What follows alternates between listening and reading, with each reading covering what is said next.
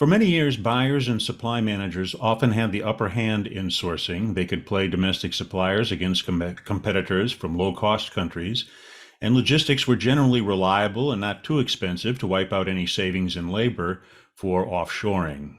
War, weather, a pandemic, and a few other things turned that situation upside down for several years.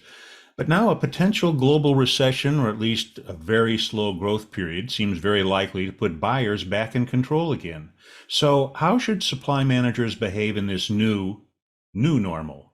Welcome to Global Sourcing Insights from SIPS. I'm Bob Rossback.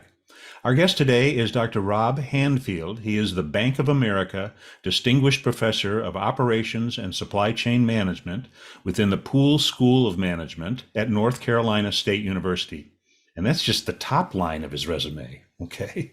Rob, welcome to our program for today. It's good to have you here. Thanks, Bob. Pleasure to be here. Excellent. Now, you have recently written about a few examples of possibly bad behaviors by big enterprises against their suppliers and your recommendations for mitigating potential conflicts in the current economic climate. So let's start with an assessment of what procurement folks are facing right now. I just looked, and the most recent S&P manufacturing index for the U.S. is still hovering in negative territory, suggesting that there's more downturn ahead of us. But the Canadian manufacturing index has turned positive for the first time in several months. So how do you see 2023 shaping up? What are the pressures on procurement professionals as the economy cools, if in fact that is what's happening? Well, I don't think personally that the economy is cooling that much. I think the concerns over global recession are a little bit overblown. As I've indicated, and I have a blog with predictions for 2023. I think shortages continue to be a pervasive problem for procurement, and by shortages, the two in particular, or actually the three in particular, have to do with labor shortages. Labor shortages are a real problem, and that is an issue at the moment where there just aren't enough workers for manufacturers, for distributors, for truck drivers, etc. The second element in terms of disruptions are material shortages. And we're still seeing all kinds of odd material shortages occurring. COVID is raging through China right now. And so that's a problem. So I think we will continue to see problems with supply chain disruptions due to material and labor shortages. So supply chain resilience is a number one priority. Number two, or perhaps also tied for number one, is ESG. Procurement practitioners are under increasing pressure to deal with ESG mandates. And this includes labor human rights. There are laws passing in Germany right now, and in the UK and in Australia around supply chain transparency. We're also seeing that in the US and California. And there's also increasing pressure to be able to provide information on what they call Scope 3 emissions. And the government is passing requirements, and the investment community is requesting that companies provide science-based targets in terms of their Scope 3 emissions. And Scope 3 refers to the entire supply chain. And procurement people really are caught in the headlight. They have no idea how they're going to address those issues. So, these are some of the big pressures right now, I think, that are facing some of the practitioners out there.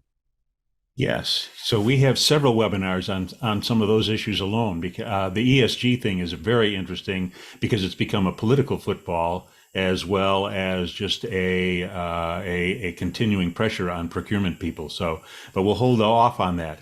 In the meantime, what are some of the examples of procurement behaviors that are tempting, perhaps right now in the current environment, but perhaps ill-advised right now? I know you've mentioned a situation involving Amazon in some of your writing.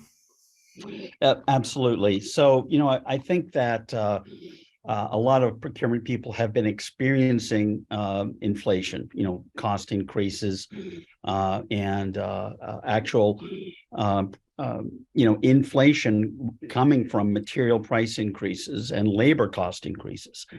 To be able to keep labor, to retain labor, they've had enormous increases in labor wage rates, and that's also led to increases in the cost for suppliers. So procurement is under increasing pressure to cut back on costs, and they're starting to put pressure back on suppliers. And they're also requesting them to take back some inventory. So what also happened is, after COVID, a lot of retailers and manufacturers decided that, oh my gosh, the demand is going to continue to increase. And they placed a huge number of orders with suppliers. Those suppliers delivered, and now suppliers and manufacturers are overrun with inventory. I spoke with one manufacturer of hand tools who said that they have so much inventory that they can't even put it into a warehouse. Their warehouses are overflowing, and they're having to pay drayage fees to keep their products in containers in the dock. And so they've overordered. Retailers have overordered. They're bloated with inventory. And some of them are saying, well, we want you to take back this inventory, or we're canceling orders with you, or we want to, in one case, they asked for 20% cost reduction over inventory that they already had in stock. So it's very tempting to, try to push back on suppliers and try to pass on, your inventory problems, your cost problems back on suppliers. But I'm not sure that's such a good idea right now. And the reason is that, sometimes buyers forget that suppliers have a very long memory. And it wasn't too long ago when we had a lot of disruptions, a lot of shortages. And sometimes you need to maintain that relationship with your suppliers, because they're the ones who can take care of you when the market starts to go south again, which it could very well do. But can you really blame buyers for squeezing some of the suppliers who may have been squeezing them over the last 3 years? Sort of what goes around comes around? Well, I guess it depends on what you classify as squeezing. I think suppliers have been asking for price increases.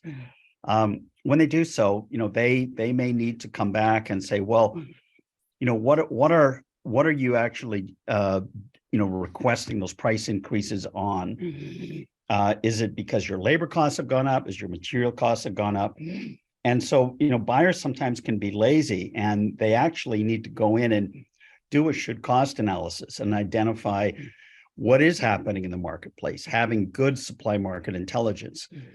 And it's okay to negotiate with suppliers and ask them for the rationale for those cost increases, but they have to be reasonable. And I think that's all part of good contract management. It's part of good category management. It's part of good cost management. And if you're just going to push back on suppliers or complain they're squeezing you, you're not really doing the homework that you need to be doing to understand what's happening in that marketplace and whether that cost increase is justified or not. Is there a better model for buyer-supplier relationships than, say, World Cup soccer or Grand Slam tennis? That is to say, eat or be eaten? Well, that's a great comparison. And, I have a personal opinion on that. I'm watching the Netflix series Breakpoint, where, they follow these Grand Slam tennis players. And I think it's fair to say that these tennis players are very much sort of self-centered individuals. It's really all about them, and they don't really care about what's happening around them in many cases. Whereas a World Cup soccer team, as we saw, they are team players. It's a team that wins, and they absolutely have to be on the same wavelength with their teammates in terms of what's happening, where we're going, how do we pass where is that other player going to go after I pass to him? So it's very much about, practicing together and being in harmony. And I suggest, and I've suggested this for a long time, that, buyers and sellers really need to be on the same wavelength. They absolutely need to be communicating more frequently. They need to be understanding their market conditions, their customer requirements. They need to be sharing information. They need to be even doing some informal socialization, to be able to get to know one another. Because ultimately, procurement and acquisition is not a science. You can't, optimize it using a linear algorithm. It's about people. And it really is about, building the right relationships with other people and solving problems. So, what does better communication actually look like then? Are there metrics or tools, or how do you know if you're in a good communication situation or you're not? How do you evaluate your communication models or your communications themselves with your suppliers? Well, there's several criteria there. I think better communication starts with better listening, and that's something that we can all do. Is better, not just all output, but having input and listening to that. The format that I think is probably the best format for buyers and sellers is something called a quarterly business review. And a quarterly business review, basically, an ideal quarterly business review is a regular meeting that occurs with buyers and sellers. And the first third of the meeting really is about reviewing what happened in the last quarter. So you don't want to spend too much time on that. The next third of the meeting should look at, well, what's going to happen in the next quarter? What can we expect? What are some potential problems that we need to be aware of? What are some things that are we going to see increases or decreases? What's likely to happen? Are there quality issues that we need to take care of? Are there other new products coming online, et cetera? And then the third part of the meeting should be open for innovation, to look at, what are some of the things that, we could do differently, or what are some new ideas that you have, or things that we could explore. And I think, those are the kinds of communications I think that are essential for really extracting value from our supply base. So, go ahead. Dave Nelson once said to me, he said, there's 10,000 brains out there in our supply base that, if we can harness that brain power, just think of what that could do for our organization. Yeah, that's a good lesson there. A good idea could come from anywhere. Yeah. So are you talking about using a scorecard in that kind of context? Or how might a scorecard, that's a form of communication, and it has gotten some traction. There are some very strong advocates for it. Is a business review meeting something like that, or does it incorporate that, or how is it different? Yeah, very often it does incorporate a scorecard. And the best scorecards are ones that are tied directly to stakeholders, to internal customers within the buyer's company. And suppliers need to know that. They need to know what are your marketing people? Do they like our product? Tell us what your IT people think. They need to know who the stakeholders are in their organization. Is it the guy working on the production line who's using our product? And they want to understand, opportunities for improvement. The best suppliers are continuously improving. They want to get that feedback that's going to help them be more effective, win more business, and satisfy their customer. Yeah. So I've often used the maxim, suppliers don't do their best work for their worst customers. That's primarily in the context of innovations or cost improvements. And that's kind of what we're talking about here, doesn't it? Isn't it? Absolutely. And, if you're asking a supplier for their best innovations and but you have a clause in the contract that says we own all of the intellectual property from any joint work, guess what? You're not going to get many ideas coming out of that supplier. So it has to be fair. And some of the best in class companies I've seen are companies like Honda and Toyota, and they actually request their suppliers to come up with a annual cost improvement. But they tell them, look, if you want to propose and come up with white papers or suggestions on how to take out cost, maybe you want to use an alternative material, maybe you want to change the process, maybe there's some quality inspections that aren't required. Can we improve productivity? Can we improve labor? We're willing to listen to your ideas, and we're willing to consider them and apply them towards that cost improvement measure. So there's many ways of reducing cost. And by the way, if you exceed that annual requirement, whether it's 5%, say if you get 8%, you can take that extra 3%, you can apply it to next year, or you can keep it as profit. So there's really an incentive for suppliers to continuously improve, because they know they're going to continue to get the business from these buyers. Excellent. So are there ways to lock in better communication into supplier contracts? How can we spell things out in a way, or how do we institutionalize this? How do we make this actually happen? How do we execute? Well, I think the KPIs, key performance indicators that are spelled out very often in contracts are important. I think it's also important to incorporate it into the statement of work or the service level agreement to state that there will be a quarterly business review. And, these are the topics that we want to cover within that quarterly business review. And we expect you to be there. And in some cases, we may also do what's called a top to top. And a top to top is maybe once a year, our senior executives meet with your senior executives, and they discuss what's going on with the business to make sure that everyone from the top down is aligned around the relationship. So these kinds of things can be spelled out in contracts. There's nothing that says they can't be. So I think it's important to consider those kinds of opportunities to really emphasize how important communication is.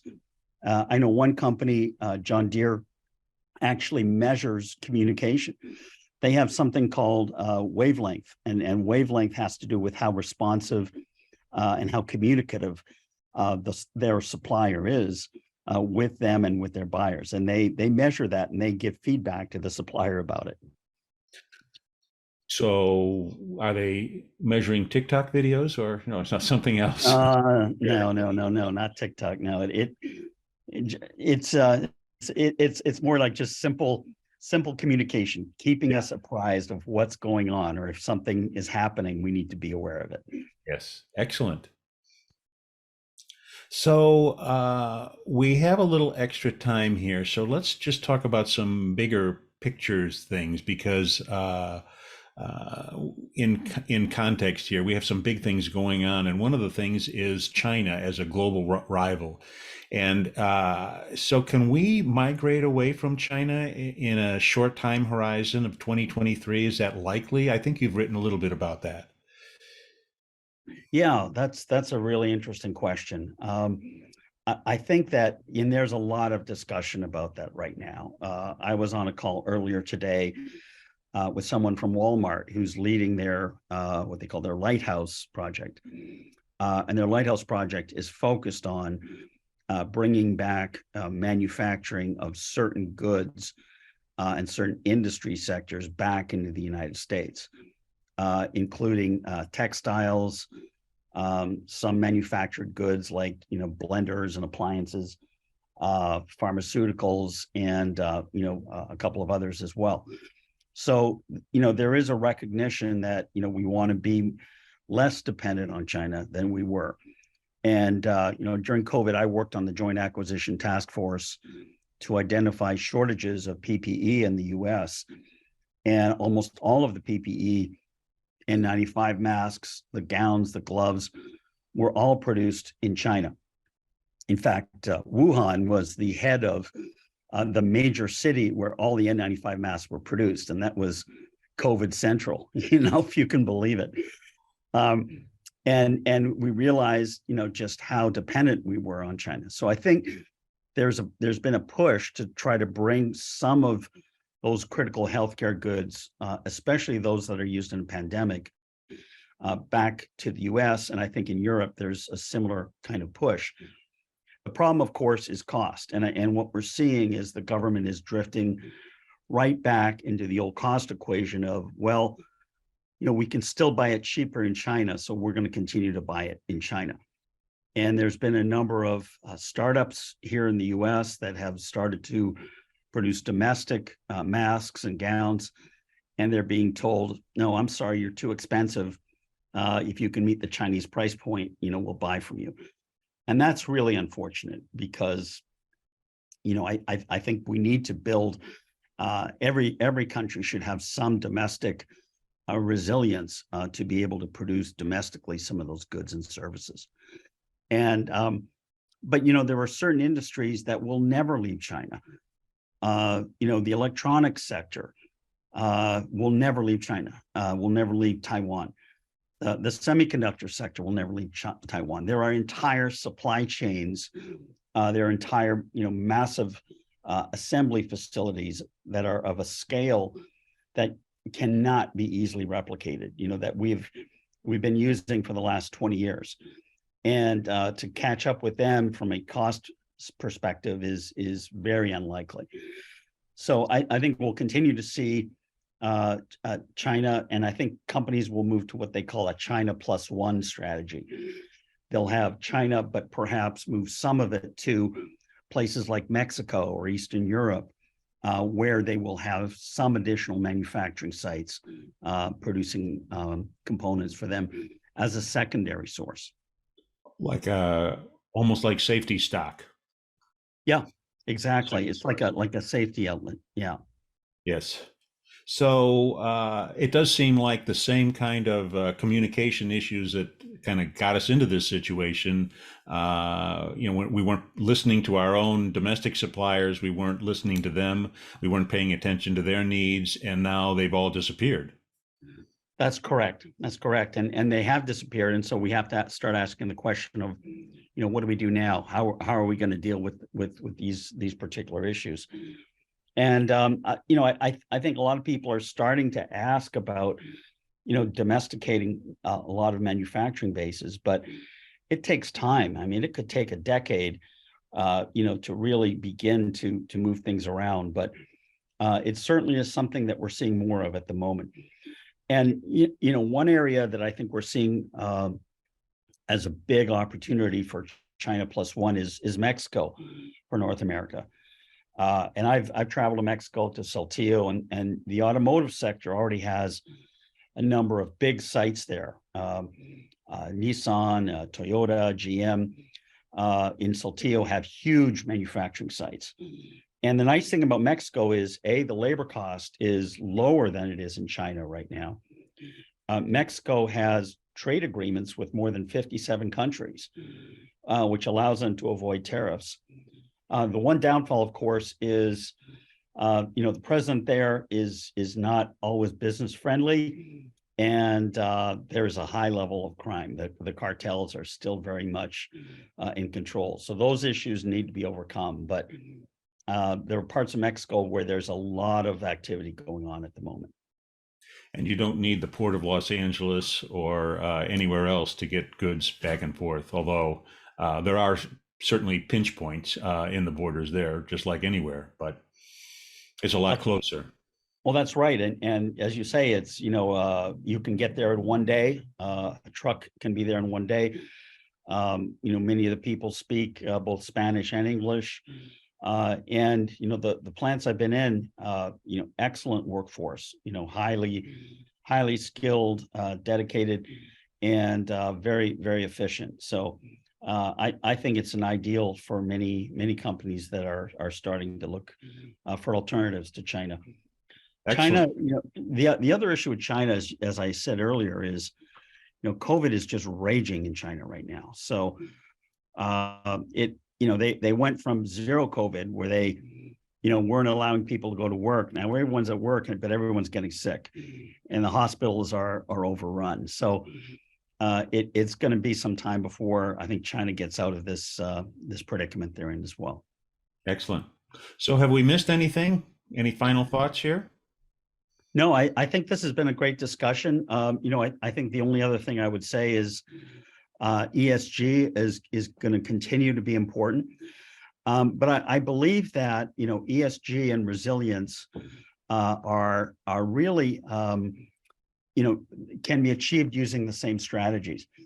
And one of the most important strategies I see is understanding who is in your supply chain.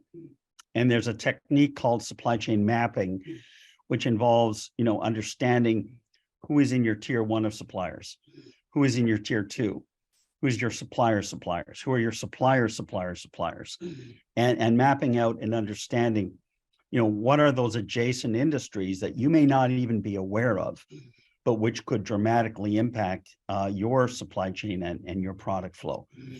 And I think as we design more resilient supply chains, we can also design more sustainable supply chains, because sustainability is a risk.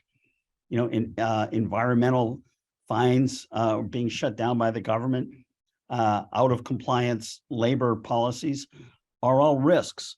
And so I think sustainable supply chains will also be much more resilient supply chains. Well, I think that's a great topic that we can leave people with, and that's our cliffhanger. And I hope we'll have a chance to come back to you and have a more thorough discussion about that, because there's a lot to say. And in terms of your mapping situation, I think the best map trap that I remember is when the Japanese tsunami came in, and it took out a black paint pigment plant. And it turns out that even though people had different paint suppliers in the automotive industry, they might have had different paint suppliers. All those suppliers were all buying from the black pigment from the same factory. So it basically, it turned Henry Ford's old maxim, you can have any car you want in any color you want as long as it's black.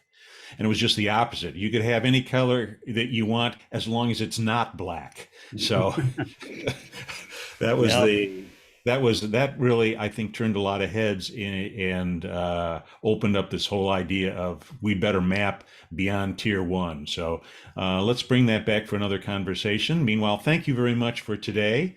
Appreciate your time and your expertise, and we will get back to you when we can. Thank you very much. Thank you. This has been Global Sourcing Insights from SIPS. I'm Bob Rossbeck. Have a great day.